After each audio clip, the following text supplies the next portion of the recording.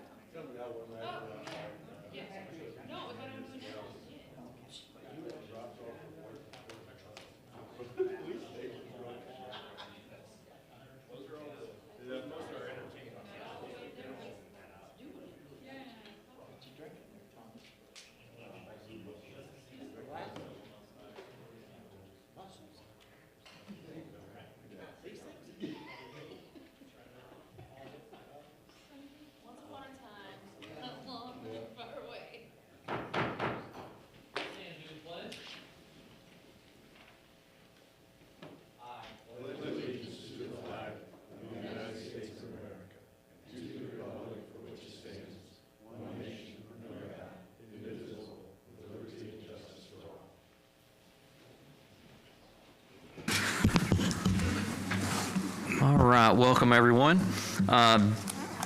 For the guests and people viewing online, just want to kind of go through a few housekeeping things. So this is the Finance and Administration Committee. I'm Nathan Parchman, Ward 7 Chair. We got Jim Campbell, Jessica Lotz is online, Todd Roach is not here today, and then Jim Blackburn is right down here. And we have this will be the first of two meetings tonight. We have 4 items that we'll vote on, and then we have 5 items that we will not take any action on, that will just be discussions. We have 5 council members on this committee, 3 to have a quorum, so we do have a quorum tonight of 3 to vote. Jessica will not be voting. Any votes taken are recommendation only. Regardless of the vote, all items will move on to full council. Anyone making wish comments have several opportunities to do so. After each item presented and discussed, I'll ask the committee for comments, I'll ask the council for comments, and then I'll throw it to the public if the public has any comments. There's also an opportunity at the end of the meeting for public comments that are pertaining to the Finance and Administration Committee. Public comments are welcome. You have 5 minutes to tell us anything you'd like. Please state your name if you're a resident, and if you know what ward you're in, you could let us know that too. Please address the comments to the council, not individuals or the staff. So address the council as a whole. We'll answer as many questions as we can, and if staff knows the answers, they'll do that. If they do not, we'll get you answers individually. So with that, Sandy, can we get a roll call? Yes.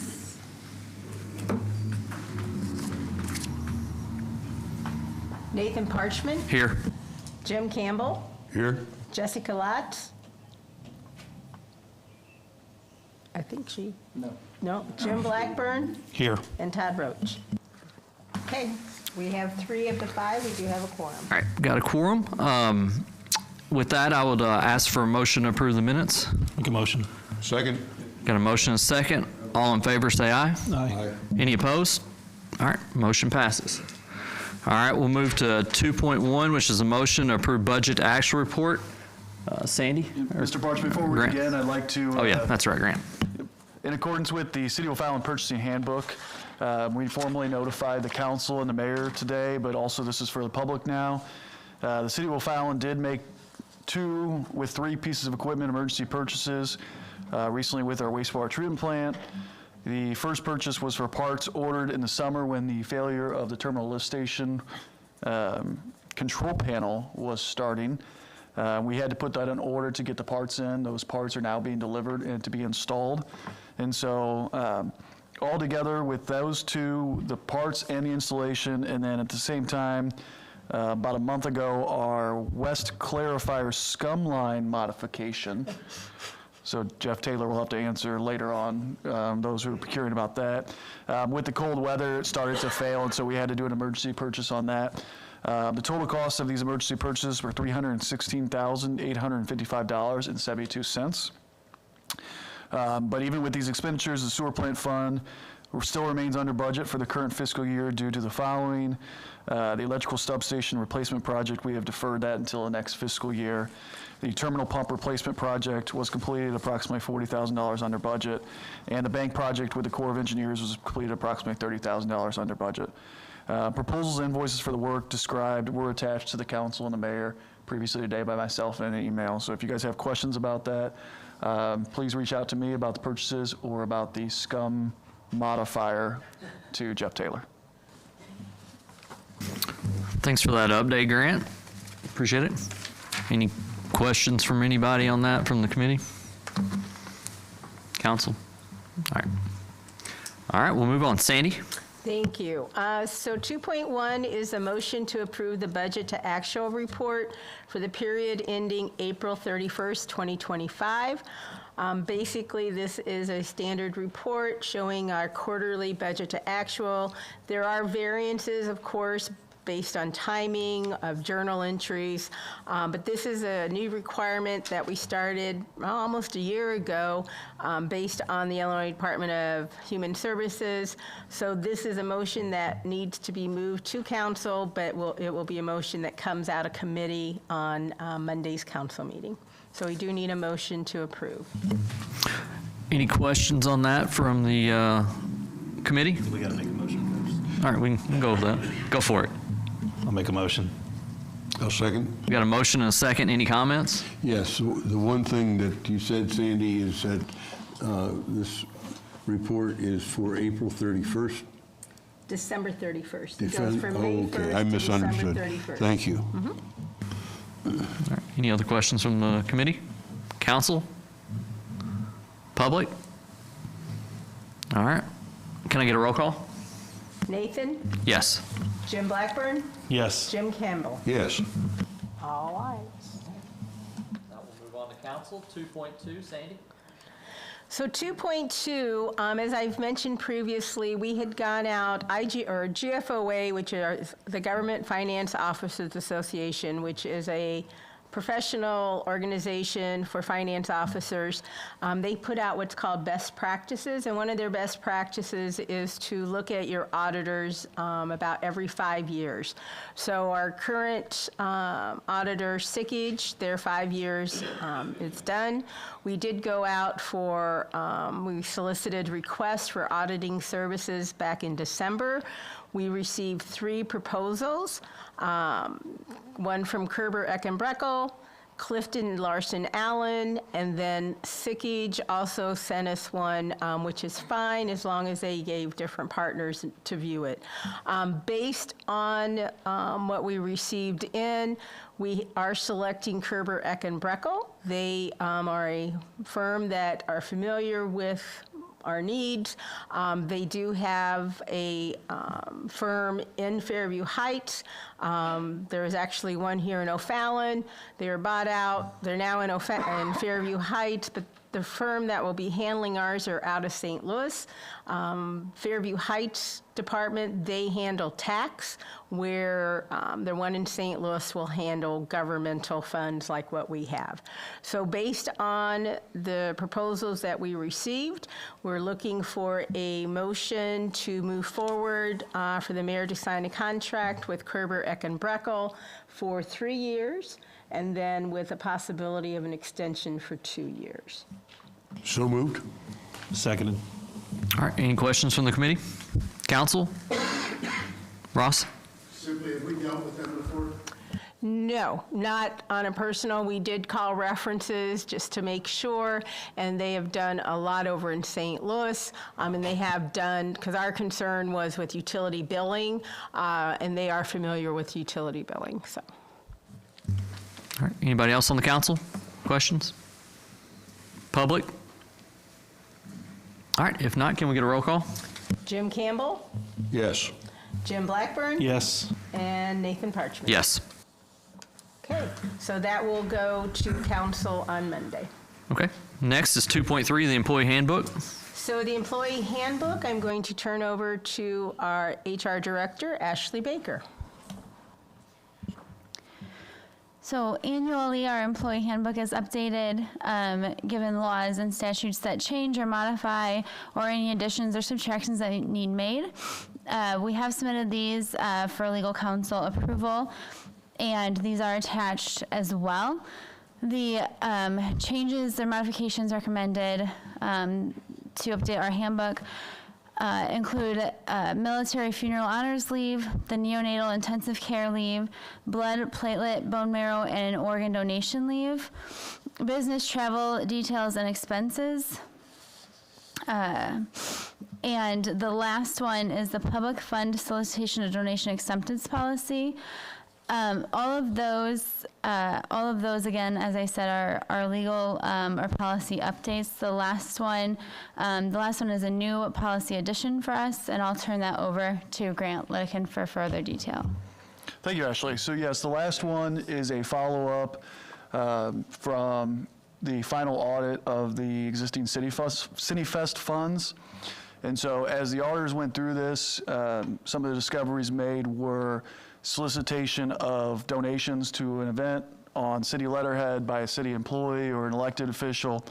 And so working with the auditors, Sickage, on this, we crafted some language to put in the handbook to essentially not allow city employees or elected officials to use city records, water bills, business registrations to then help solicit funds on city letterhead. Given that there is some language in there, if it is a city event and the city council specifically approves it, and the city administrator and the mayor, for other uses like the Parks Fund or other donations from non-for-profits, it could be allowed, but only with specific approval by the city council. So there'll be some other policies as we move forward into the summer with our purchasing manual that talk about reconciliation and following funds and documentation. But all this is kind of following up on the use of the City Fest funds, which we will have a report out this week, since we did receive kind of those final documentation late last week. Is that everything on that? Okay. With that, can I get a motion? So moved? Seconded. Got a motion and a second. Any questions? All right. Council? Public? All right. Can I get a roll call? Nathan Parchman? Yes. Jim Campbell? Yes. Jim Blackburn? Yes. I move on to council as well. Then we have 2.4, the Marcus Cinema Minds of Silence remediation. Yep, I'll lead this one. So going through a little history with Marcus Theaters, obviously they've been around. You know, it was not Marcus originally, it was Warenberg. It was bought by Marcus. In 2018, they expanded, which would be on the east side of the building. They installed the 2 Supermax screens and some additional parking. So in the spring of 2024, through our building inspections and through their own personal maintenance, we found some door jambs that were off and some cracking on the foundation of the base of the building. And so as we went to investigate this, and they actually got the services of a structural engineer, they found that they were suffering from some mine subsidence from the mines underneath the cinema property. So as soon as that was discovered, they ceased operations of those additional theaters or those 2 Supermax places. There was no mine subsidence or structural issues on the rest of the facility, so they were able, fortunately, to stay in some type of operation.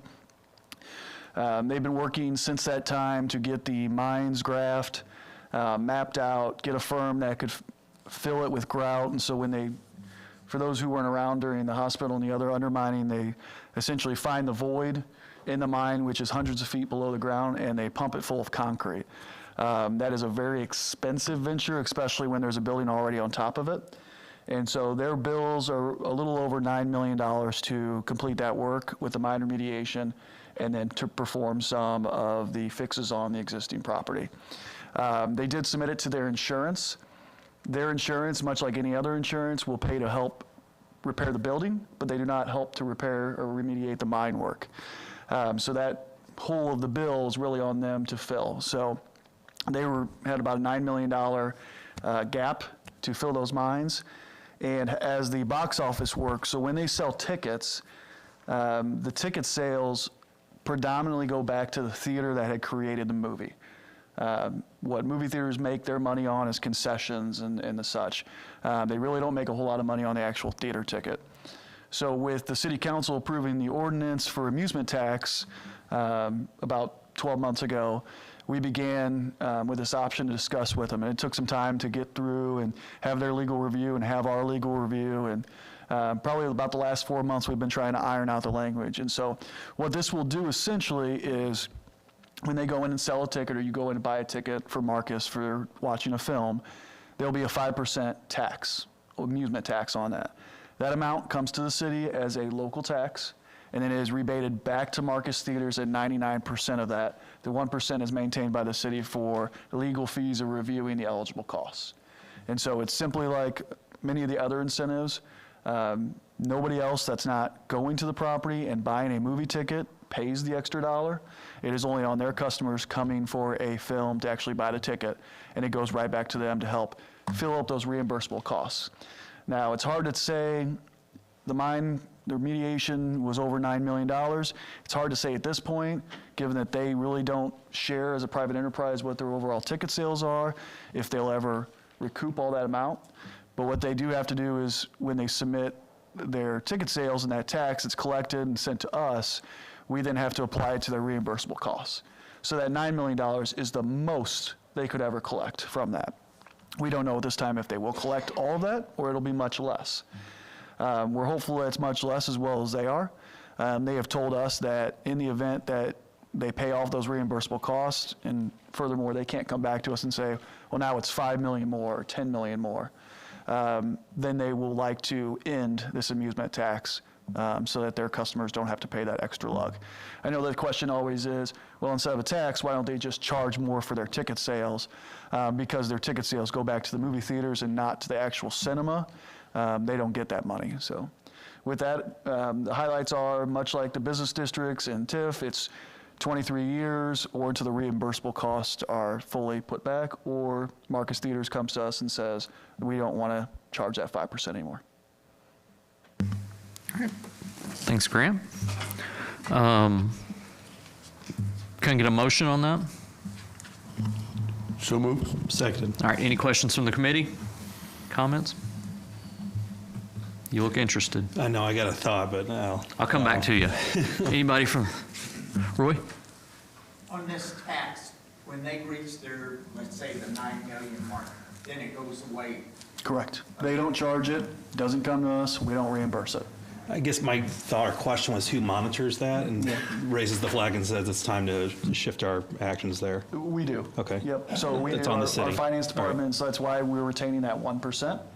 Because there is some monitoring and administration, there's also some legal fees involved in this. Similar to any TIF or business redevelopment agreement, we review all the receipts, we make sure they're reimbursable under the state law. We look at their tax collected, we look at their sales numbers, and then we process the payment back to them. If Sandy's on it, I'm not concerned, so yeah. You think she'll give up any money? Yeah, she'll, no. All right, anybody else from the council? Public? Yeah, if you don't, come on up to the mic if you don't mind. Just state your name and what ward if you know. Hi, my name is Alan Long. I believe I'm in Ward 2. I'm sorry. Okay, that's fine. So I apologize. But with regard to the creation of this tax, and you're talking about a special tax to be assessed to help a private company for remediation work. So one question that comes to mind is, well, what precedence does this set if another business comes up and has mine subsidence issues as well? Has there been a policy set up by the city for this matter? Sure, and so across the state, this is common for mine remediation because it's very expensive and obviously it's an unexpected fee. So we have previously had negotiations, we have a deal in place with HSHS St. Elizabeth's through a TIF. So tax increment financing that comes in from the hospital's private offices that do pay property tax goes into a fund. It's a little bit more complicated because that was a large deal where the city actually with the hospital worked together to fill the mines and rebuild Greenmount Road. So it has been used in the past. Now the amusement tax is something new for the city. This will be our first real implementation of it. There are other options we've used for structural failures. Another one is Academy Sports. When they came to town, they had to tear down part of the wall at PetSmart. And so there was a sales tax rebate agreement with them at that time. Understood. Okay, thank you. Thank you. Appreciate the question. Anybody else from the public? All right. One last chance around the room. All right, if not, can we get a roll call? Parchman? Yes. Campbell? Yes. Blackburn? Yes. Okay. Passed, and we'll move on to council. Now, that's all the items that we have to vote on. We do have a 3.1 presentation of the FY27 budget. Yes. I know it's the time everyone's been waiting for, so we will wait no longer. So tonight, we're going to go over just some of the budget highlights for administration, the general fund for administration, IT. Some of these we've already touched on. We'll also look at economic development, as well as strategic plan, a few of the TIFs. We also have Ryan Johnson, who will also go over his library budget. But I just wanted to give you a few highlights. I've attached to your docket the individual line item budgets. So again, I'm hitting the highlights. If you see any that you have questions on, again, you can ask them tonight or reach out. This is just the first preliminary. So We'll have the final review at the end of March Finance Committee meeting, and then it'll go to council for approval, the 2 meetings in April. Each of the other departments will also present their budgets, again, going into more detail for their department. So right now, we'll kind of start looking at, by the way, I want to thank Robin Costello, my accounting manager, who really put a lot of work, did a great job putting our presentation together. So thank you, Robin, on that. So what we want to look at first is basically our budget summary, and this is for the complete every fund within the city. So overall, revenues and expenses are balanced at $111 million. But as we've mentioned in the past, that number is kind of inflated because of what's there's called interfund transfers. So IT services where each department pays back the general fund. We have operations, again, these are transfers. And with fund accounting, in order to make a fund balance, you're kind of doing double entry. So when you take out those interfund transfers, our actual net budget is $100,909,520. So, you know, when you're looking at that, it's about a 2-3% increase from last year. You can see our budget summary by category. It'll kind of show you, you know, our largest, of course, is in enterprise, which is our water and sewer, and then our general, and then the rest kind of follow behind, and community debt service. So where does all the money come from? So out of that $111 million, you can see where, you know, our biggest portion comes from, well, it looks like operational at 29%. We have transfers from cash and capital reserve. So down here at the bottom, you will see basically we broke out, because a lot of times people are like, what are municipal taxes? We have what's called pass-through.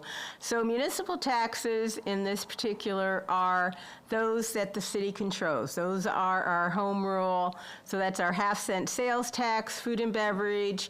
The grocery is now considered a municipal tax. It's no longer a state tax, and then hotel motel.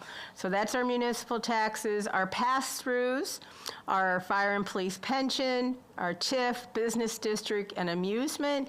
And so basically these are revenues that come in, but then we just hold them and then we'll distribute them out. Fire and police pension come in through our tax levy, but they do come in because we are processing the tax levy, and then it goes back to their account. Same way with TIF, those revenue streams come in, but then they are distributed back either to the developer or as a TIF surplus back to the agencies. Our per capita taxes are our income, our MFT, which is our motor fuel tax. PPRT is our personal property replacement tax, the cannabis tax, and use tax. They're called a per capita because they're based on our population. And so those come in, and then our property tax, and again, as we've said in the past, our property taxes really are used for our pensions and public safety, our IMRF, Social Security, fire, EMS, library, and a few SSAs. So some of the revenue highlights of the full budget, not just administration. Our sales tax is up approximately 2.3%, and this includes part of it we changed from, it's called a use tax. Use tax is based on the per capita. That is now gone. It's now on sales tax. So we'll see a slight increase in sales tax. Our municipal tax is up, and a lot of that's due because now that grocery tax, which used to be a sales tax, is now a municipal tax. So that's why that shows an increase. We talked a little bit about per capita. That is down because of the use tax going away. Our pass-through revenues are up 6.5, and that includes that new amusement tax that Grant just talked about. And then the property tax, which I talked about, was our benefits, or IMRF, which also includes the library. Franchise utility tax, that again continues to drop. Banking and investments is expected to trend downward. As we all know, rates have gone down. And then our other revenue is down 52%, and a lot of that is part of our grant revenue, and a lot of our projects have been completed. Like last year was, we had our big park project. So other revenues are down. And then transfer from other funds increased. We have debt service, and so some of the principal interest payments increased, so you'll see an increase in there. Then when we ask, well, where did these expenses go? We've got the revenues, where are they going to? 30% go to personnel costs, which makes up the largest part of our budget. We have maintenance and equipment. We have operational costs. And again, you can see in this chart how the breakout is compared to last year. And again, you'll see capital spending is down. Again, most of our projects were completed this fiscal year. When you're looking at the expense highlights, again, personnel benefit costs have increased. That is due to, we have about 15% increase. We have 3 new positions that will be looked at in this presentation, COLA increases and rising benefit cost. Other spending, includes rebates for our developers. Utilities, as we all have experienced, we too see increases in our utilities based on projections. Our operating costs really are holding pretty steady with only a 3% increase. Maintenance and small equipment increases. IT support, so that has increased, and I mentioned in January, most of that is due to the new ERP, the enterprise, our new software implementation. We have to have both our old and our new as we transfer and implement, so those costs are higher this year. We talked about capital spending, and then our bond loan payments, again, higher principal amounts. One thing that we've gone over before, again, is our large spend summary. And this kind of just gives you a highlight. I attached also to our presentation the total large spend summary. And if you recall, anything that's on that large spend summary, basically that moves through council. Any large projects you'll definitely see again, but vehicles or anything that's on this large spend, if the budget is approved as presented, those items you won't see. Again, project highlights, and a lot of these, Jeff will go over in his presentation, or Parks will go in theirs. These are most of the large projects that are in that large spend, and you can see those there. I talked about 3 new positions. We'll have the public works mechanic, a park urban forester, and an EMS captain. We talked about those at our January meeting on what those positions are. And so those are in this current budget. Something we added is the outstanding debt. It's always good to see, how the city is managing their debt. And you'll see which is a good thing, you see that debt line going down. So this goes out to 2031. You'll see the maturity date. We have, some that are going to go off in the next couple of years, which will be beneficial. And then we have others that, like the community pool, that one is a new one. It goes out for 2054. So those are our debts. Then when we look strictly at the general fund, which is again the majority of our general fund revenues, which is for administration, IT, for community development, for cemetery, for streets, and those are all make up this general fund. And we've talked in the past in January about the revenues of the general fund. I made no changes to my presentation in January. So you'll see the sales tax and all those other taxes that we talked about and their increases. There's really not a lot, it's basically our same revenues that we've had. But with that being said, as we've talked in the past, we are going to have to start looking at, other options for revenues, and so that'll be future Finance Committee meetings. And then we included, again, some dashboards just so you can kind of see how the growth trends have been. When we look at detail, again, this is all of general fund, and we'll look at the administration, where you'll see a 4% increase. IT, we talked about in January, and there's been no changes to them. And then those really are all that finance or grant oversee on the general fund side. All the other departments, they'll be discussed during their committee meetings. You can see that the largest percent of our general fund comes to the police department at 34%, and then streets at 17% make up the biggest portion of our general fund expense budget. Just a few highlights again. And again, I did include the line item details, so if you have questions, this is kind of where those are coming from. So our debt transfers increased due to higher principal amount, and we'll have a few others that we'll see when we go to debt service. A lot of times, based on where the revenue stream is coming from, we start out with maybe just a lower principal and interest payment. Sometimes we do just interest only. So we have a few that we're going to be reviewing and looking at possibly refunding. But this budget year, you'll see there was a small increase for the 2018 series.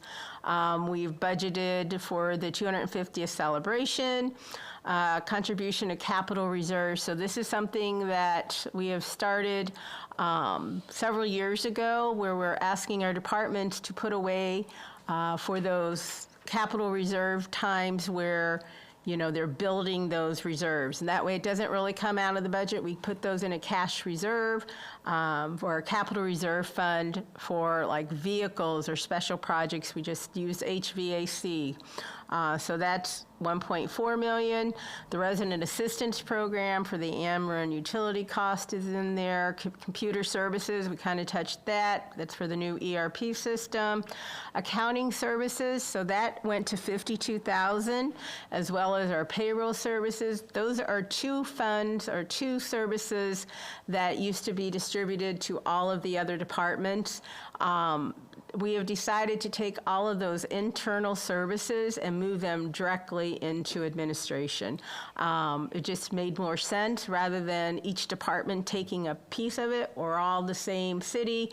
So we've moved those directly into administration. So you'll see a bigger increase in administration due to that. We talked about IT in January. Most of it, again, that increase is due to the new implementation of the new software, which is BSNA. They did have a vehicle in there, and then Public Safety Data Center UPS. A few other fund highlights. These are not general fund, but these are other funds that fall under administration. So the Bill O'Fallon Trust, when we had that discussion, it was decided by council that we were not going to put any projects forward or allocate for this fiscal year, that we were just going to let it grow. You will see a little activity because we had put some for the Sports Park parking lot phase 2. All of that project is not done, so we have carried forward $200,000 for this next budget year, but there are no new projects allocated. We also look at the TIF projects. Under Central Park, there is Central Park Drive reconstruction, so we put $724,000 in there. And these are all funds that the city maintain due to the TIF. So these are funds that are already part of the Central Park TIF that the city maintains for upkeep. Same with the downtown Central City TIF. We're going to do some streetscape and the annual facade program. Under economic development, which is under grant, so hotel motel revenue, we've talked about that. That's increased 9%. We are looking at one new hotel to come on board, and then a second one closer to the end of the following fiscal year, so we didn't include that one. A new tourism coordinator, and that position falls under economic development, and it actually replaces Grant's former position as assistant city administrator, and Ally actually just started today.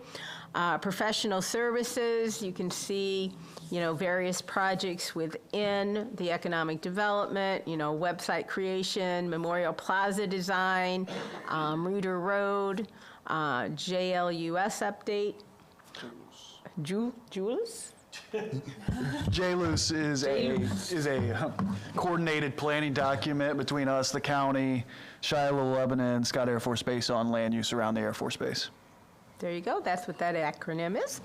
And then You don't know JLUS? No, don't know JLUS. Signage, a gateway sign at 8645. Some replacing or repairing, replace the downtown tourism boxes that are out there. Rewrap those. Then we have some downtown improvements, Memorial Plaza, a Christmas tree for downtown, and a story walk. Then development projects, a camera program. Recording in progress. We're going to carry forward some money for the turf fields, some fences, and then we're putting $857,000 back into capital reserves for the next time we need to replace our fields again. The other fund we look at is strategic plan. This year, under professional services, we're looking at doing the National Citizen Survey. This is the one that we do like every other year. We are doing a complete compensation study for the city. We have not done one of those in many years. So Ashley will do her magic with that. We'll have engineering design for City Hall's break room renovation, community development code update, and a park feasibility study. And then we'll also update the tree for the park at Community Park. This is the next level of the tree to get it to the height that Parks desires. And then I turn it over to Ryan if you have any things on the library. We have the library revenues as well as the library expenses. So take it over if you have anything you'd like to talk about. Yes, thank you, Sandy. Thank you, council. I've got just about 2 minutes here, so bear with me. Does he have a mic? Microphone.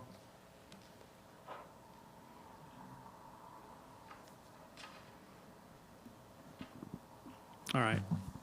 Is that good? Yep. Perfect. Okay. So yes, the majority of our revenues, as council knows, comes from our annual property tax levy. As a municipal library, our funding authority is established under the Illinois Local Library Act, and that statute authorizes local boards to levy property taxes for library service. It also, however, limits the ways that libraries can generate revenue. We do not have the authority to impose things like sales taxes or other broad-based taxes, meaning that our revenue options are defined very specifically in state law. We do receive an annual per capita grant from the state of Illinois, which helps support some professional development and resource sharing, along with some other smaller revenue streams like passport processing and donations. But the levy remains the stable primary funding source that allows us to plan responsibly year over year, and you can see that represented very distinctly in that pie chart. As far as the expenses, I want to highlight just a couple areas. Like most entities, personnel is our single largest expense. State guidelines recommend that total personnel costs account for no more than 70% of a library's budget. We are forecasted to be just under that at 66% for the coming year. Our next biggest expense is our publications budget. This line item accounts for most everything that is public facing: books, audiobooks, ebook platforms, research databases, telescopes, you name it. State guidelines recommend that that total falls between 8 and 12% of annual expenditures. Ours is at 9.53%, which also includes a $35,000 donation from our Friends of the Library Group. Lastly is our special event and programming budget. This supports story times, summer reading program, other community programs, and educational events. It's a very modest line item relative to the total budget, but it delivers an outsized impact in terms of attendance and community engagement. The majority of the remaining budget simply supports day-to-day operations. Nothing in this budget for the coming year is drastically different than previous years. It reflects steady operations and disciplined planning. I'm happy to answer any questions council has about the budget tonight or any other time in the future. And again, Sandy and Nathan, thank you both for the time. Thanks, Ryan. Does anyone have any questions in this committee for Sandy or Ryan?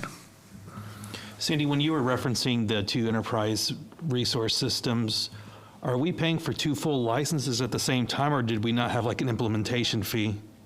They will not start billing us until May, but we'll have two simultaneously because we can't just end one and not have the other one. So there'll be an overlap.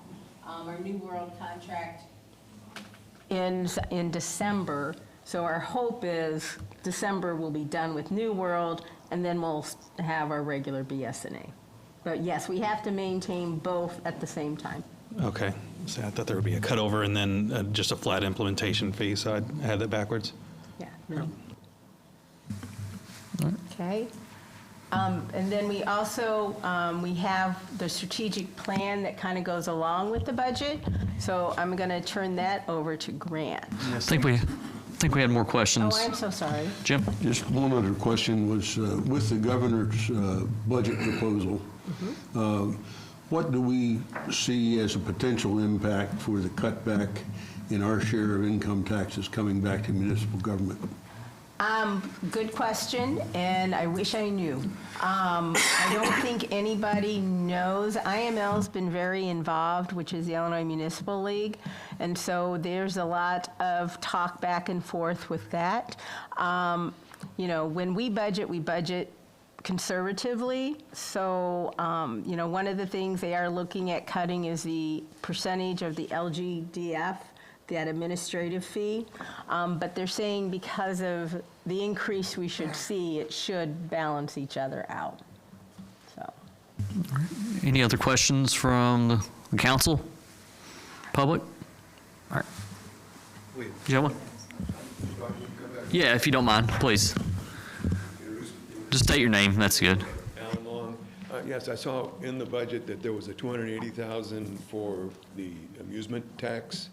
Is that the 99%? Is that the 1%? Or is That's the full, and then we'll see under rebates, that's where that's where it all goes back. so there was a but-for analysis done Correct. for this amusement tax? Or by the, okay, all right, thank you. Thank you for the question. Just to, I don't know if I followed up on the amusement tax, so it doesn't affect any other properties outside of Marcus. The reason for the 99, so typically the amusement starts at 80/20 with Park Place, because with Park Place we'll have infrastructure and roads that'll be maintained. So this is kind of completely encased inside the cinema. It's not gonna, nobody except for the people buying tickets at Marcus will pay this additional percent. So that's why it's the 99% going back to them. Thanks for that clarification. Any other questions before we move on? All right, go ahead, Sandy. Okay, so Grant, the strategic plan update? Yep, so as we remember, just not long ago, we went through an update of our strategic plan. This year, and I thank my staff and the mayor and especially Sandy and Robin and Jennifer for going through these budgets. It's a long process to make balancing work, but it's helpful when we have the CIP and the input from the council through the master plan and the strategic plan. So anytime we got to the decision point of what's going to make the list, what's getting cut, we always went back to a strategic plan. In fact, we started the entire budget process by reviewing the strategic plan. And so I put this together to share with the council some of the things on the input. As a reminder, through the master plan, the 2040 plan, and then in strategic plan, there are 5 main goals that are listed here on the board. I'm not going to read them through, but because we'll go through them next. So the first goal is supporting housing in neighborhoods for all stages of life.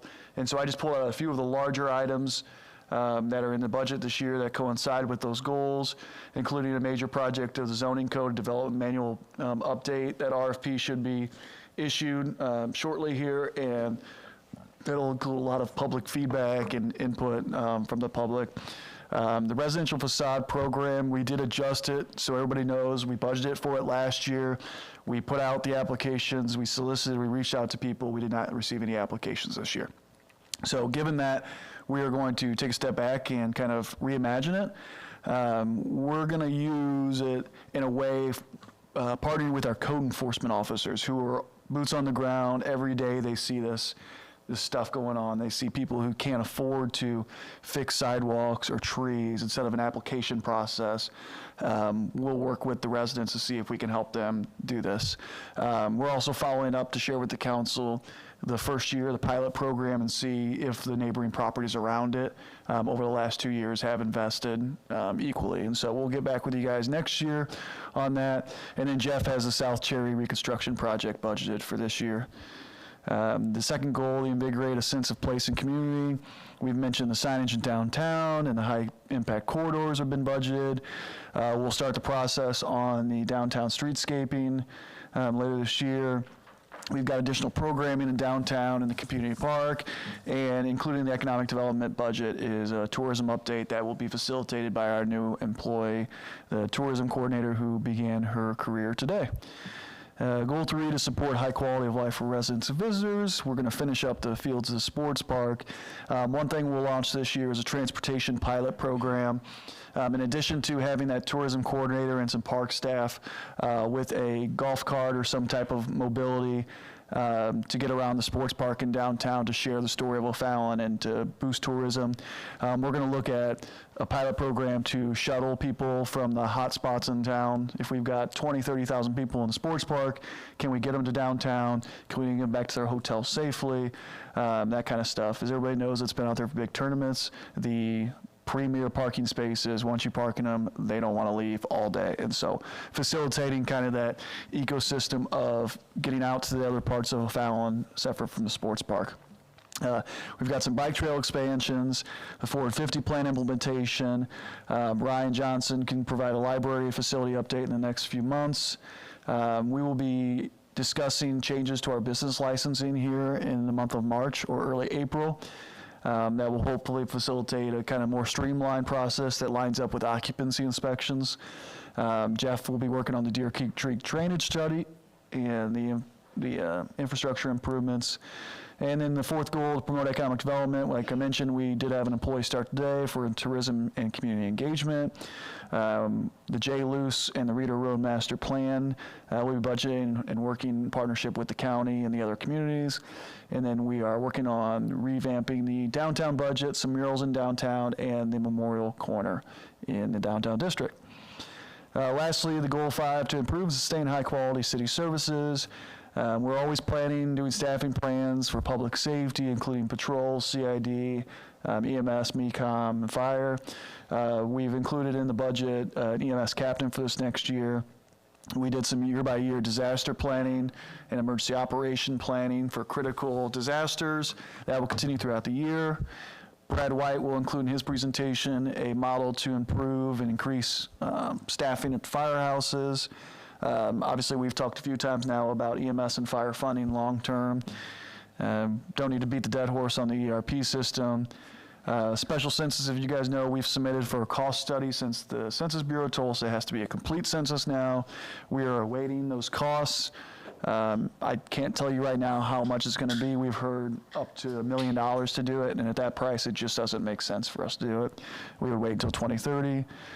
We discussed the compensation study and long-term staffing and succession plans. And a big push we have is to expand mental health and wellness, especially for our first-line responders. So this year we gave great cadence to the strategic plan in this budgeting process. Obviously, the strategic plan is available online. This would be year 1 of the currently updated one. And so with that, I can answer any questions if you guys have particularly to them. With the residential facade program, where it just surprises me that there wasn't any applicants for that. Where did we advertise that? Yeah, so we advertise that on our website. We advertise that on Facebook.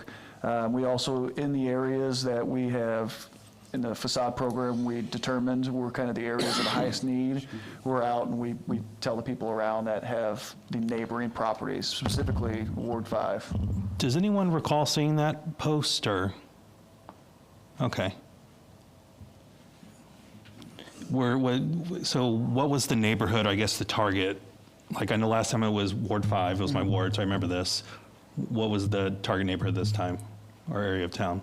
The same areas, the Brookside, Creekside. We can pull that back up, and I can share some more information with No you worries, guys it later. can be a sidebar conversation. It just seems like we silently killed it versus actually changing Yeah. our approach. It is still, I mean, we were, so at one time we have the West O'Fallon Commercial Facade Program, the Residential Facade Program, and the Downtown Facade Program.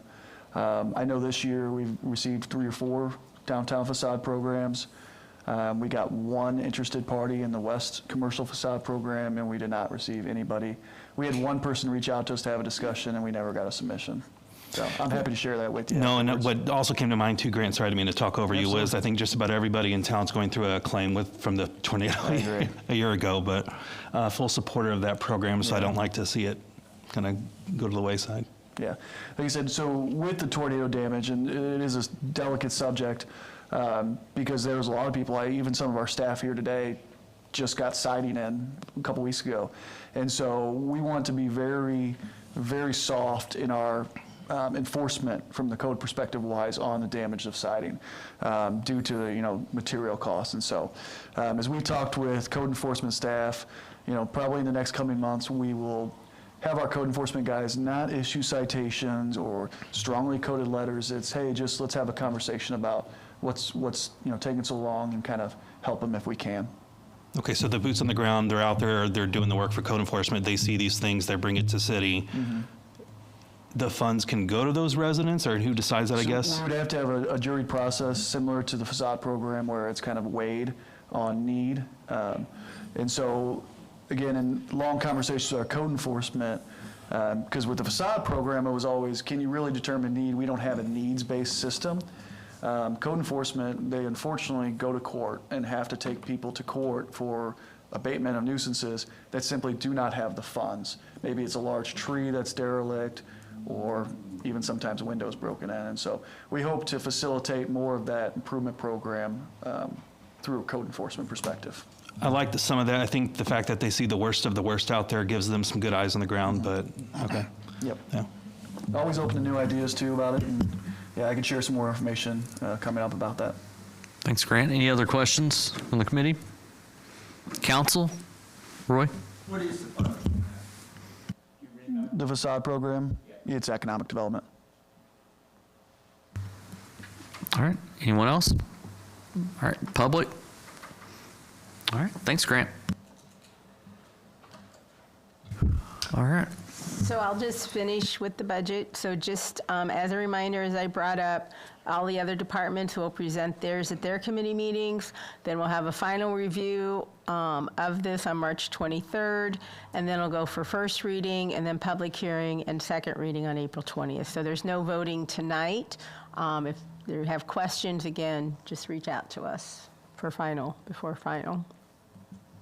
All right. Anything else on that before we move on? No, just thank you. You guys do such a wonderful job of making it digestible and understandable, and I know that takes a lot of work to get here, so thank you. All right. Well, moving on. 3.2, Sandy? So this is going to be Misty McDonald, our Deputy City Clerk. As we've talked about, we're going to a new board docs type program called Diligent. And so I will turn it over to Misty. Thank you, Sandy. Just a little background on the program. Currently, we use board docs, and we started that in December of 2016. In December of 2024, we received a notice that they were not going to support the software any longer, that they were going to discontinue the use of board docs. So with that notification, we went out and shopped for different agenda software platforms. We viewed 4 or 5 different ones. After reviewing them, we did decide to go with, still staying with Diligent, but they have a new software called Community. And so that's the software that we will be be using going forward. It will be effective with the March 2nd council meeting. So with the software, it actually will have the live feed for YouTube and Facebook, and that will be interfaced with the agenda. So after the agenda is completed, you can go into the actual agenda. There'll be a little, looks like a little movie screen, and when you click that, it'll actually direct you directly to the streaming event of that. So in other words, if you wanted to, for whatever reason, if you wanted to go into an agenda and look at a vote on a specific item, like a 7.1, you can go directly to that item, click on the movie, and it will pull the whole view of that movie, and it'll show you how the resolution was taken care of and how it was voted on. So you can individually click on each agenda item and show that. I was going to do a review real quick of the software just so you can see what it's going to look like. We're going to look at it through the public-facing site. So right now you're going to see what I see, which is not the public site, but we'll get there real quick. So hold on a moment and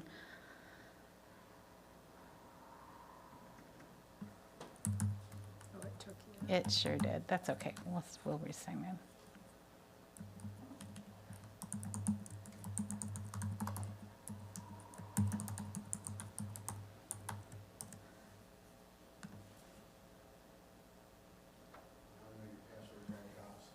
Yes.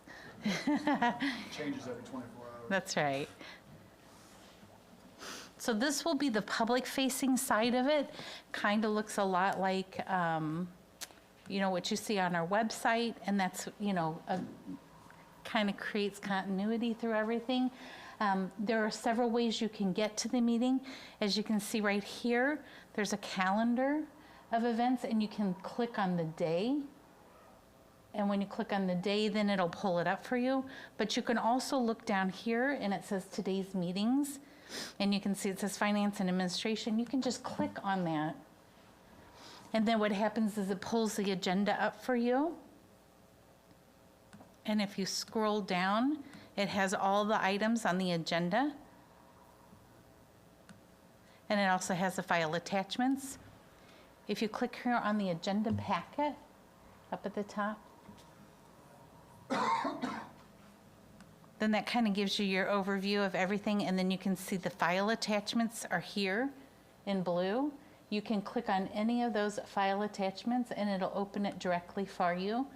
So you can see all of the information that is with the attachment to the agenda.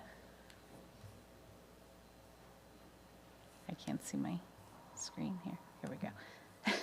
And then you can go back.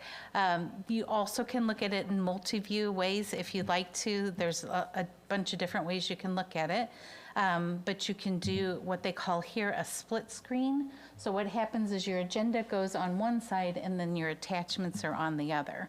So you can do a split screen, and then as you scroll down the agenda view, if you click on the attachment, then the attachment opens on the other side for you. So you can see the agenda going down the side and then each of the individual attachments next to it. Does anybody have any questions on it? No, you're getting good comments down here in the peanut gallery, so just, yeah. So this, again, will take effect on the March 2nd council meeting. Please be patient with us. It is a change in the way we run. It's all, and it's a lot of background stuff that I don't know a lot of noise about, but it changes the way we broadcast. And it will change the way we record things. So it might be a little bit different on Monday. We're hoping that it'll be flawless and perform well, but be patient with us if we have to have a little bit of adjustments on Monday. Everybody will be here, so hopefully we'll, if we have a situation, we can work through it pretty quickly. Ross? Yeah, I assume we'll get an email with our login, and he's nodding yes, so cool. Yeah, so what will happen is as soon as we go live with it, you will receive an email invitation from the platform. Your username will be your email address, and then you will directly log in and have to change your password right away. So you will receive that probably the end of this week, so that you can go into it. But again, you can go into the public-facing site and view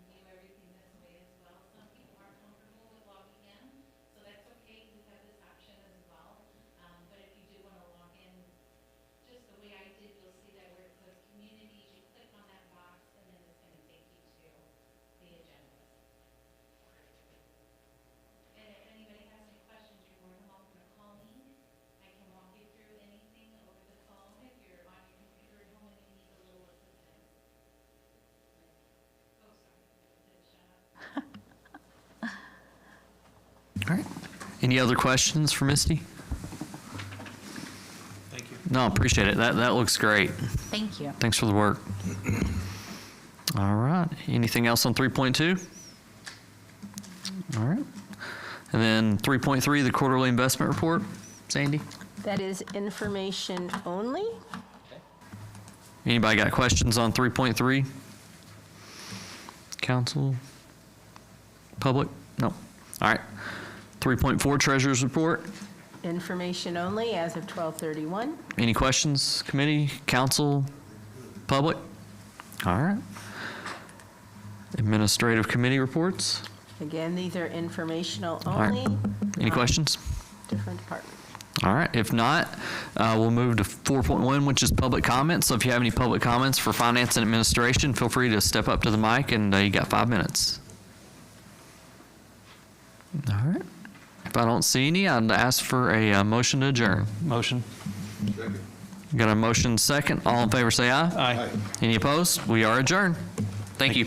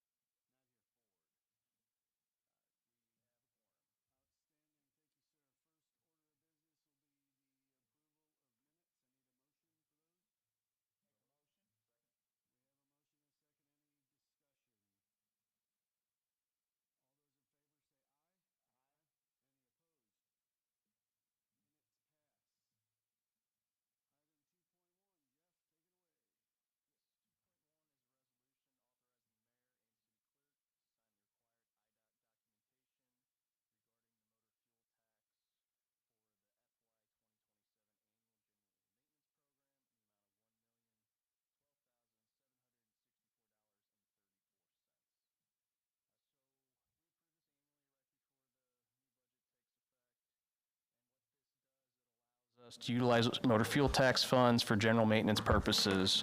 It breaks it down into categories, so they're all listed here. Materials to patch streets, crack seal, salt for desalting or de-icing roads, traffic signal maintenance, you name it, there's a list here. In addition, there's some engineering costs related to our bridge inspections that are required annually also. So I would recommend approval of this agreement. Yes, sir. Before we get to discussion, I'll look for a motion to approve. So moved. Second. We have a motion and a second. I should turn that on. We have a motion and a second. Is there any discussion by the committee? Any questions, concerns? Request to the council? Public? All right, roll call, please. Rosenberg. Affirmative. Boney. Yes. Force. Yes. Carney. Yes. All right, this will move forward as a resolution to the city council meeting. Excellent. 2.2, please. 2.2 is a resolution authorizing the mayor to execute an agreement with Reuters American Maintenance for the Booster Road Improvement Project in the amount of $152,628.80 based on unit prices. So this was a project that was in the capital improvement plan and also in this current fiscal year's budget. What we are going to be doing is adding a cul-de-sac to the end of Booster Road. Currently, it's a narrow roadway that has no way to turn around at the end of it. It's really being done in conjunction with improvements that Habitat for Humanity are making at the end of the roadway. They have 4 lots that have been subdivided. They plan on building additional single-family homes on, and this cul-de-sac will provide access to those. So I would recommend approval of this agreement. All right, I'll take a motion. So moved. Second. We have a motion and a second. Any questions or concerns from the committee? I looked at it on the map. Is there any land acquisition or anything that we're, because a cul-de-sac is bigger than? We had already owned that land, and prior to us deeding the lots to Habitat for Humanity, we dedicated right away for the cul-de-sac. Okay, good deal. Anybody else from the committee? From the council? From the public? Roll call, please. Phony. Yes. Force. Yes. Carney. Yes. Rosenberg. Affirmative. All right, that'll move forward to the next council meeting also. Thank you. And 2.3, please. Yes, 2.3 is a resolution authorizing the mayor to execute an agreement with Badger Meter, Inc. for Beacon SaaS Managed Solutions. So I'm going to pull up a presentation here to give, and bear with me one second.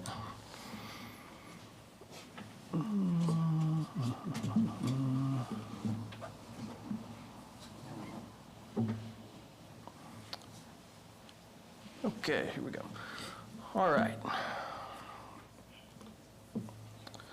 So, discussion this tonight is related to our water meter reading technology, and essentially how do we bring in the consumption amounts that people are utilizing the water system that then we use to calculate their bills.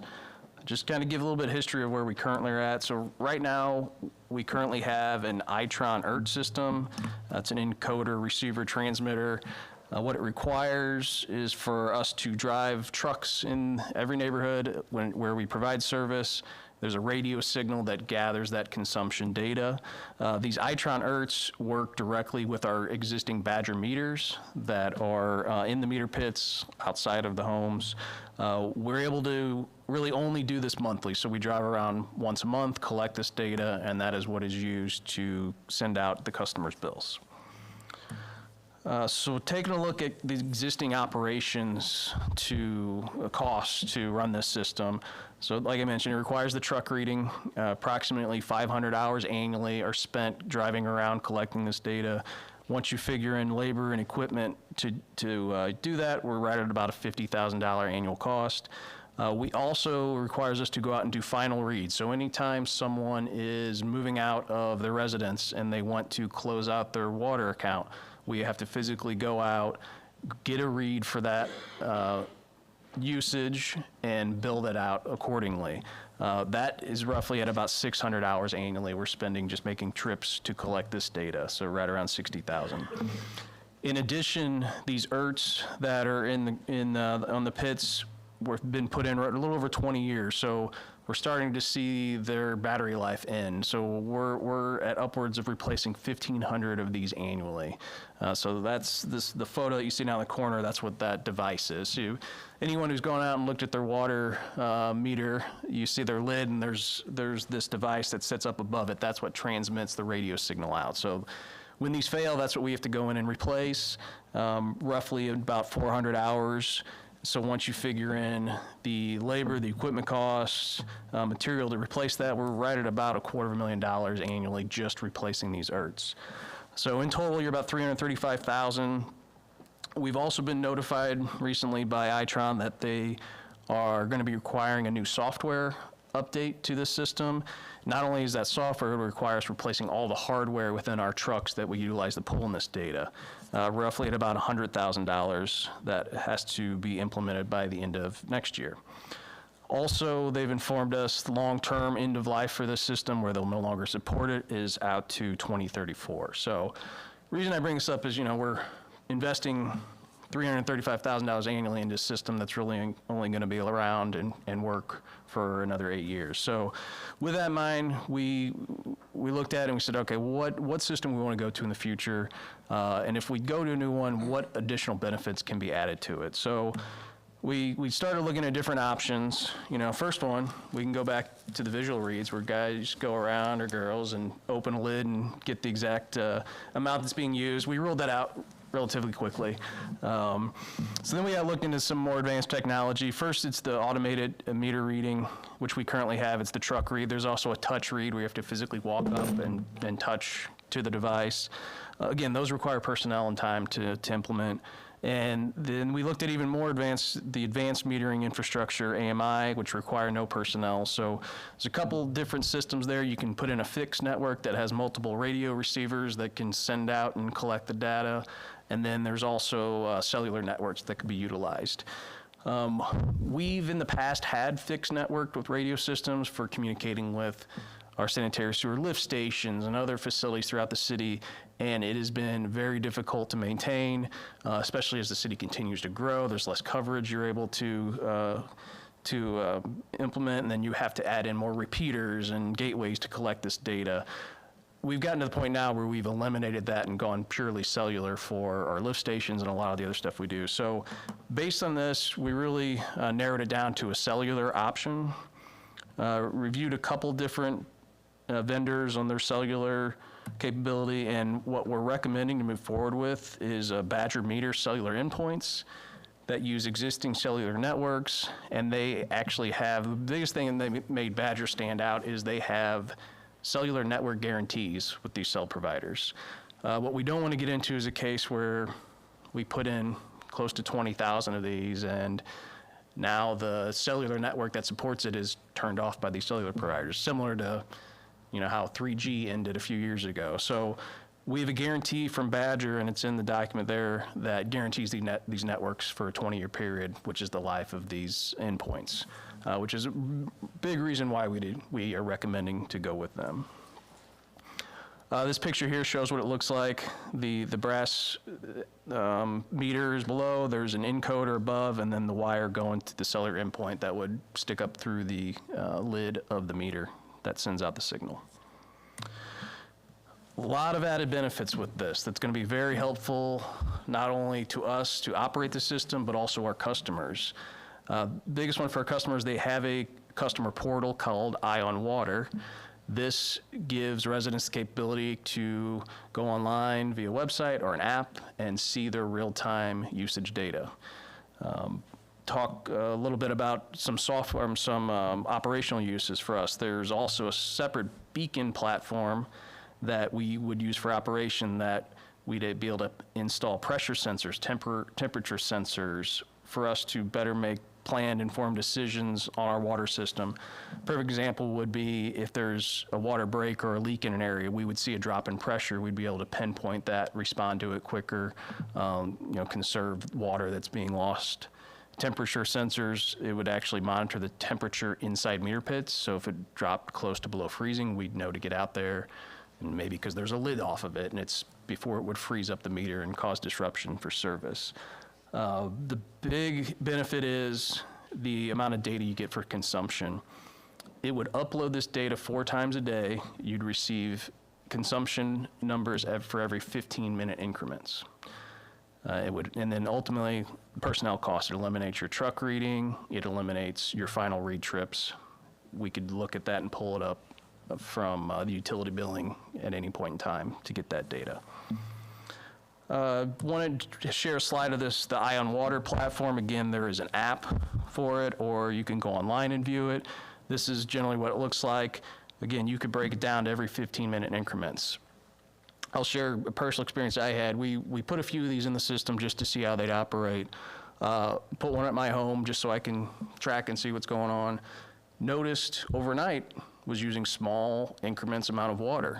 Well, come to find out, one of my toilets was leaking. Had no idea. It was such a minor amount that it wouldn't show up on the bill. It was maybe 1,000 gallons a month. But by having this system, I was able to determine that, replace a gasket on my toilet, and stop that usage. Really, it's perfect timing for those of you who are on the community Facebook page. Every so often, you get someone on there saying, well, my water usage is really high. I don't understand why. They would be able to track that and see it in real time. So it'd be a really added benefit to our customers. There's also a way where the utility billing clerks would be able to mirror the exact screen that the customer's looking at when they call in. So they'd be like, well, look here, do you see where you've used this much on this time? And just really a great added benefit to our customers, and again, for operational uses. So with that, obviously there's a cost to implement this, and it's a rather large cost, I'll be honest, but the added benefit of it stands out. The initial plan would be to replace only the registers and the endpoints for all our meters 5/8 inch to 1/2 inch. That is a little over 18,000 meters in total for a cost of a little over $4 million. We would then also replace all the 2-inch through 6-inch meters completely. So take it out, put in a whole new meter. Those costs vary. You know, the smaller 2 inches about $1,000, the 6-inch meters about $4,600. In total, there's 382 of those meters for costs of close to $500,000. And then there's a one-time software setup fee for the Beacon system and the Ion Water for $24,000. So in total, you're a little over $4.5 million for the implementation cost. The plan would be to break that out over a 3-year period. It would really take us that long to install this equipment anyway. And we would utilize existing reserve funds within the water department to do this. And when you start looking at operational costs, being that it's a cellular system, there is a cost per year per meter. The agreement that we have in place locks in that price for years 1 through 3 at $9.48 per meter for roughly about $175,000 annually. There are automatic increases of essentially 1 cent per meter per month up until year 10. That would bring us up to an amount of $190,000 in year 10. And the funds to provide the cost to support this are within our existing rate structure as it exists today. So I'm not here saying we need to increase rates to do this. We can utilize our existing reserve funds to put in the system and then support it with the current rate structure that exists today. That is really everything I wanted to share. If anyone has any questions related to the system, I would be happy to answer them. Before we get to questions, do we have a motion? So moved. Second. We have a motion and a second. Now we can talk about questions. You answered, I had a list of questions, and you answered most of them, which centered around the protections, or it might not be the right word, but keeping the residents happy and knowing if they have leaks and all that. There's no cost for the app, correct? There is no cost. Okay, so that was one question you didn't answer. I I think this is a fantastic thing for, just like you with your toilet, there are going to be people who, you know, think that they may have a leak, and they'll be able to go right there on their phone and without doing the dye test and other things, which can still work. So I'm happy. Any from the committee, any other questions? The shut-off cost, will they be able to say, okay, shut-off's right here, and I it's mean, if done? somebody moves out, or? Yeah. Yeah, so if someone wants to say they're going to move out a certain date, we can go onto the system on that day and see what the usage is and final out their bill without having to physically go out on the site to confirm that number. Okay. Yep. So for the first 3 years that it takes to implement this, are you going to be paying for both services? I mean, Yeah, so I mean, there'll be the cost to buy the equipment that we're gonna have to put in, and then we'll still have to make the annual cost for the cellular. Now, to be honest, when I put this in for year one for the cellular cost, that's assuming all 18,000 meters are in. That realistically, the first year, we may at most have a third of those, so that cost is gonna be less those first couple of years. I'm talking about the system that we're using now. Oh, okay. You got to keep using that. Until they're replaced. Until everybody's on this, right? We do. We will have to keep using that. What we will stop doing is implement the largest cost is putting in the new ERTs. So anywhere we have these ERTs that are failing, we're going to replace those with the cellular endpoint. So that $225,000 cost will be eliminated immediately. But we will still have to drive around and do the truck reading. We'll still have to do the final reads. And the one additional thing with Badger that really stood out to them is they have a built-in API system that will take our Itron readings and their Badger readings and integrate them together for us to then input into the utility billing system to bill out. Any others from the committee? Will you be doing certain sections of the city trying to keep? Yeah, we haven't laid out an exact plan on where we're going to go, but that will be the case. We'll pick specific areas, go in and install those all at once. The big question is, when do we really roll out and implement this Ion Water platform, the customer-facing portal? You know, Badger will help in that also. They have a whole implementation team that will come in and help do that. What they say is that you want to wait till you get a good majority of your system that has these units in there before you really roll out that process of getting people to sign up on it. So, you know, I don't see that happening immediately. Probably a couple years would be, I hope, once we get a lot more of these installed, we make that big push to encourage people to sign up so where they can get this data. We may want to consider one of the community events where we have people come in and do a briefing on it. Yep. Anything else from the committee? Council? Jeff, can you walk me through what it's going to look like if you were coming to my property and changing out a meter? Like how long you get on the property, shut off, I mean, how's that going? Yeah, so for all of the smaller meters, which are really all your residential meters, the 5/8 through 1.5 inch, there will be no disruption in water usage whatsoever, because all we're doing is pulling the encoder off the top of the meter itself. And that is all done outside of the home in the meter pit that is out in front of the property. So you'll see us come out there, we'll open the lid, we'll remove the old register and ERT, install the new one with the cellular endpoint. We'll have to collect the data to know how much water has been used since, you know, the last meter reading for calculation purposes for billing. But in reality, 15 minutes at most, if I had to guess. Do we plan to put out any kind of mass notification saying we're coming on your property in this? That's another thing, like I'd mentioned, with what areas we're going to, we're gonna have to determine what the best steps were to notify people of it. I mean, we go out there occasionally and look and work in pits, and we have, you know, it's our system and our device. We can do that at any time, but I'm sure, you know, you'll get questions from residents if we do show up and start doing that. So we'll have to determine what the best way to communicate that would be. Anything else from the council? This past month, I had inspections done on the sprinkler system in the church, and made aware of some changes in the code that'll require pressure readings and volume readings and that sort of thing. Will this system help with that as well? Could potentially. you know, the intent, it is an added option to add pressure reading sensors to these meters. So we haven't determined whether or not we're gonna put that in all of them or just select meters. And we don't really need to know the pressure of every meter in the system, but to some degree it could potentially. And if the customer had a meter with that capability, I believe they'd be able to see that value also within the Iron Water, but we can confirm that. That'll make the annual inspection a lot less expensive. Mhm. Go ahead, Dennis. Jeff, can we go back to the slide about the cost per meter for cellular data? Yes. Once everything's installed, does the city cover those costs, or those passed on?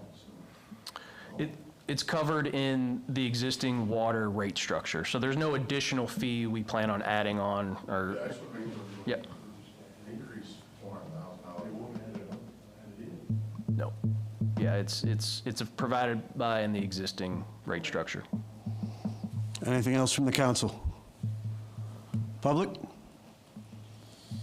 Step up, please. State your name. What ward, if you know it. What ward you're in, if you know it. I'm in Ward 4. My name's John Smith. You hear me okay?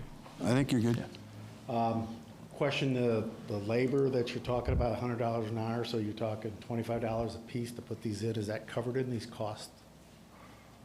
So the labor costs, the cost right here is equipment cost only, the 4.5 million. We plan on utilizing our own workforce to install these. So one thing that you're going to look at when I talked about the ERT replacement, where we're spending 500 hours currently, 400 hours, those are the type of hours that'll be utilized to install this system. So the time we're already going out there to replace these will be utilized to install this new system. Is there an estimation of what it's going to cost the customers in the end? Same as what the current customers paid right now. No additional. No changes within the rate structure. Okay. To support this.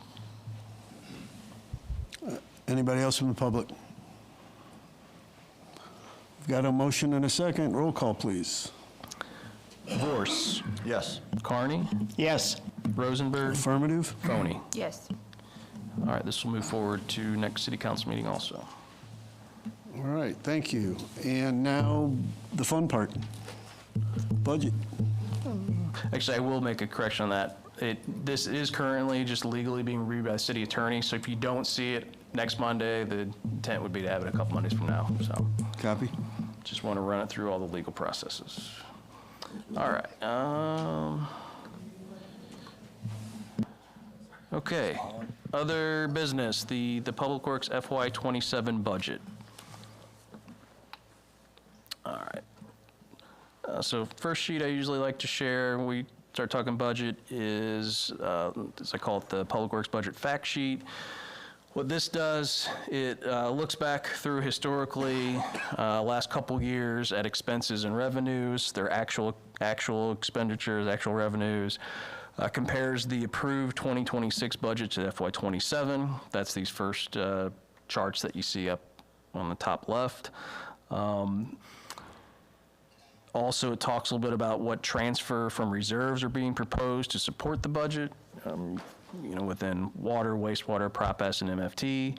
If the projects we have planned are going to essentially cost more than the revenue that's being brought in this fiscal year, we'll take from reserves to fund those. Shows all of our managed assets. So this is everything that the city maintains, anywhere from streets, sidewalks, sewers, water lines, things of that nature. Also have a couple pie charts here that represent the percent of the general fund that is made up of public works. Within general fund, it is just streets and facilities. Those collectively make up a little over 20% of the general fund, and the 78% is the remaining other departments. And then as a total overall, the Public Works Department makes up about 47% of the overall city budget. A little over $52 million is what's proposed for FY27. Thing I want to mention, we currently, this department has 51 full-time positions, 1 part-time and 6 seasonals. We are proposing 1 new position for this fiscal year, and that is for a new fleet mechanic. To talk about that, I'll pull up this calculation that was done. So currently, we have 2 fleet mechanics that do all the fleet maintenance for all the vehicles within the city, minus the fire apparatus. They have their own mechanic that works on those. But in total, we're at about 190 vehicles and pieces of equipment. Industry standard, typically you want to be somewhere between 55 to 60 to 1. So with our 2 techs, we're currently at a 95 to 1 ratio. And this is a more detailed calculation where it breaks down how many hours should be spent annually maintaining certain vehicles.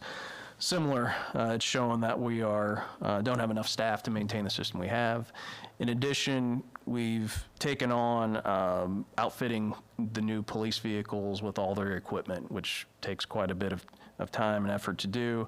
It's worked out great, though, because the lead time on taking that to a third-party vendor to do it is extended out much further, and we're able to do it more timely and then ultimately be able to repair it quicker if there are issues in the future. So it's been a real benefit. So again, this is the calculation to show why we were proposing to hire this additional mechanic.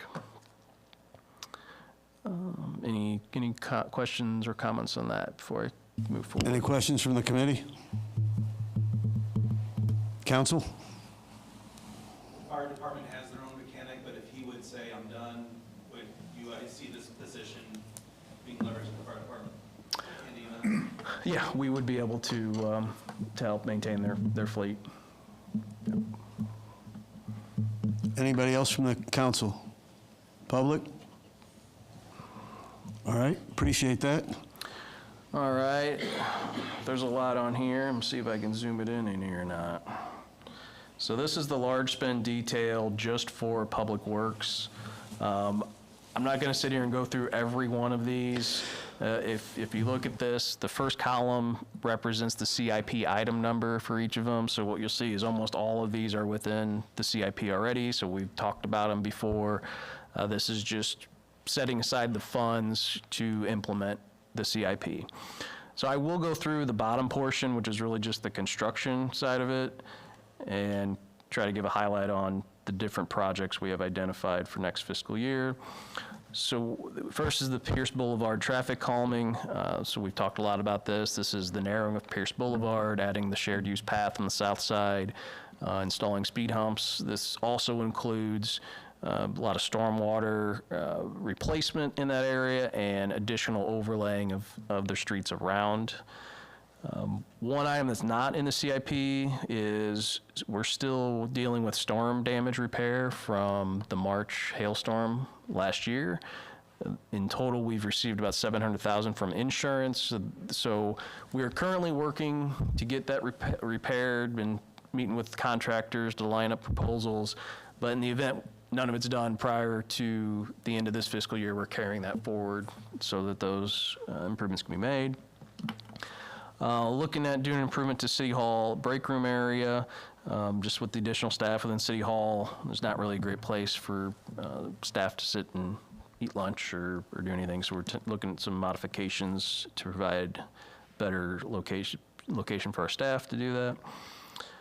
Grant mentioned the South Cherry Street Rehabilitation Project that was in the strategic plan. That is budgeted for next fiscal year. That is similar to the presidential streets projects we've done in the past. This is for the area in and around Marie Schaefer School. State Street drainage improvements. This has been a long carryover. It's really held up due to property acquisition, but we keep budgeting for it annually. This is to solve the flooding issue that occurs on State Street between Greenmount and the tracks. Elizabeth Drive drainage improvements. Just recently passed the study to analyze this area, so the intent is that there will be some sort of construction that will be recommended to come out of that. So what we're planning on is just place marking some funds to be utilized for that, waiting on the study to be completed to determine what those will be. West State Street and over Neiferman Road resurfacing. This is exactly what it says. We'll be resurfacing State Street from Highway 50 to the CSX tracks, and then Ober-Neiferman to the north, including the roundabout at Porter and Simmons. The $750,000 is our local share. We'll also be utilizing a federal grant that we received to complete this work. Public Works Operations Building's a carryover from the year before. We're still working on finalizing the design on that. That really goes hand in hand with the mechanic position I mentioned also. It would be really a new facility for them to work on our fleet maintenance vehicles at. In addition, office space for our entire operations division to work out of. Getting into the water fund, water tower maintenance. Our last water inspections identified maintenance needs to be done on our 2 hydrant pillars, which are the towers up north of town by Fulton Junior High and off of Posh Road. Just budgeting funds for that. Water main replacement program. This one's really being done in conjunction with the Pierce Boulevard project in that same area when we're in there replacing storm sewer, overlaying roads. We also plan on replacing a good portion of the older water system in that area at the same time. The water meter reading upgrade I mentioned just presented. We're budgeting the first funds to start implementing that project. Getting into the sewer system, we have an upgrade to the wastewater treatment plant electrical substation for $450,000. We also have budgeted an extension of the sewer at East Highway 50. That's provide sewer service for our facility at 8645, where I mentioned the Public Works Operation Building being built. We also have our annual lift station panel replacement program. We're continuing with this. We've been replacing about 2 panels annually, and this will continue until they're all completed. North Trunk Main Replacement Phase 1. This is for replacing the sewer interceptor line under Scott Troy Road that follows along Ingle Creek and conveys the sewage to the wastewater treatment plant. Bethel lift station replacement. The lift station off Bethel Road is needing to be increased for capacity. Funds are being set aside for that. Our annual sanitary sewer lining program is budgeted for in here. And then finally, the Northern Dancer lift station is also in need of an upgrade, and that is budgeted for in here also. That's all specifically just the construction projects we have planned for next fiscal year. Above that, you see the engineering services we plan to implement, and then vehicles and equipment we plan to purchase also. I'd be happy to answer any question anyone has related to these. Any questions? Committee? Council? Sorry, one thing, the break room in this building leaves a lot to be desired. Are you gonna expand that space, or are you not, Councilman? You're good? We're gonna get an architect involved, come up some options, but that is definitely one of them that's being looked at. Yeah. Anybody else from the council? Public?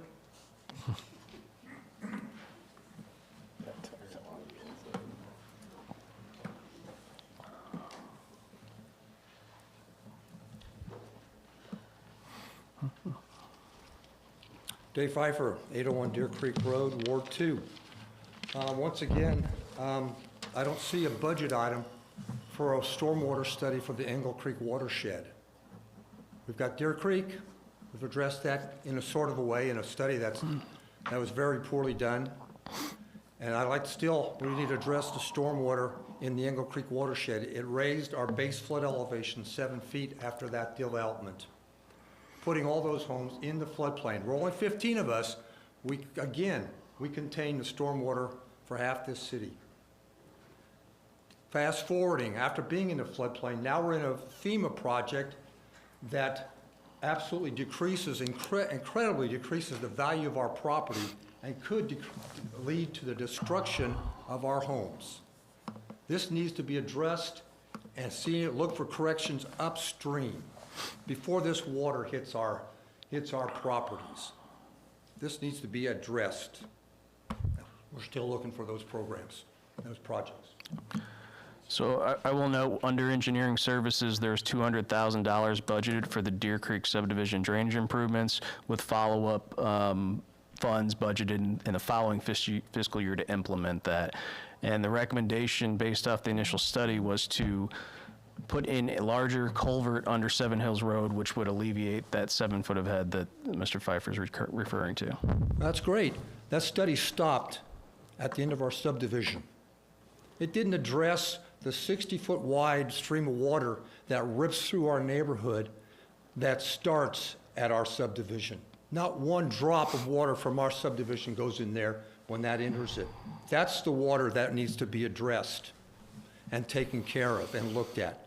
That study is such a microcosm of what, just put on your blinders and look at that. And you know, how many of you read that study? I hope you all did because you voted on it. It was incredibly poor. The first option of that study was to take out all the vegetation along the creek. We've put almost 1,000 tons of rock back there to protect this. The first item on this study by a professional engineer was to take out the vegetation, widen the creek, and line it all with rock. Well, that's what we wanted? Was that our input? That's the first thing. This study stops there at our subdivision. It doesn't address the water as it comes in. Thank you. Thank you, sir. Any other public comments? So yeah, that was informational only for the budget. The full budget, as Sandy mentioned in the last meeting, will be voted on by the council in April. Got it. I will take a motion, since there's nothing left, I'll take a motion to adjourn. Adjourn. Public What? comment. Oh, public comments, I'm sorry. Are there any additional public comments? Sir?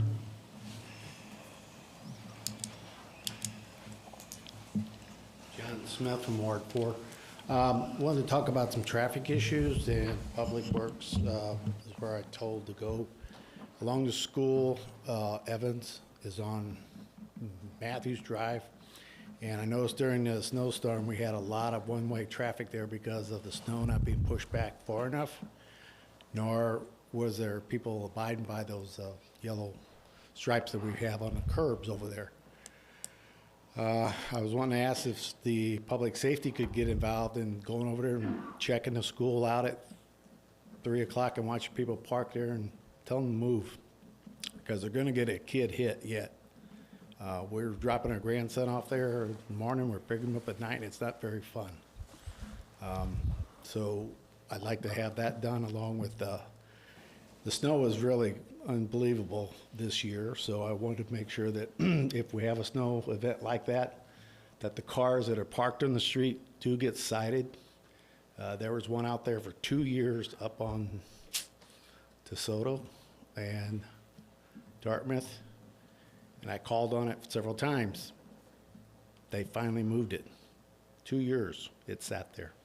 There's one thing I like to say, that if our police are busy, I understand that, but there's a public safety guy that runs around and puts out those warning signs, and I pulled it out on my street Saturday, and they picked it up Sunday, I think.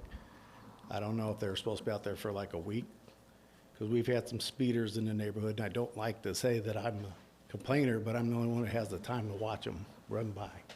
So, but the parking along that street there, I'd like to probably say that they ought to take the whole north side and make it all non-parking, because the south side's all against the school property. Because when those people come up there and they park where they're not supposed to, it really creates a problem, because the school has a little sign out in the street. Maybe we need to change this parking along that whole street, so. I am hopeful that we don't have any more snow this year. That's just me. But I'm sure the word will get to the public safety folks to take a look at it. Yeah, I've talked to the school about, trying to help them out, but that's the police department's job to go out there and cite people. Yep. I don't want to get shot either, so. If you see it, and this isn't public safety committee, but if you see it during the year, if real time, I would call. Call the non-emergency number at the police department, and they'll if they're available and they have time, they'll. Yeah, my partner's witnessed 3 cars that continually park there every day. And it's like, I'm picking up my child, but we know that.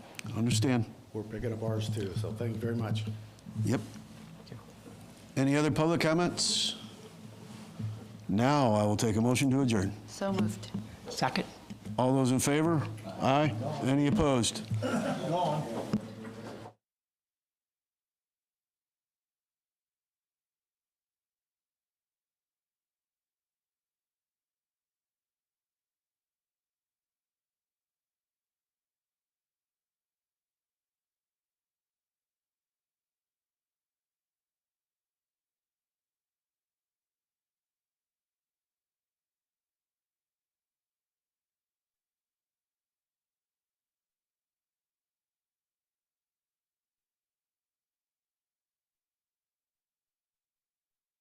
Recording in progress.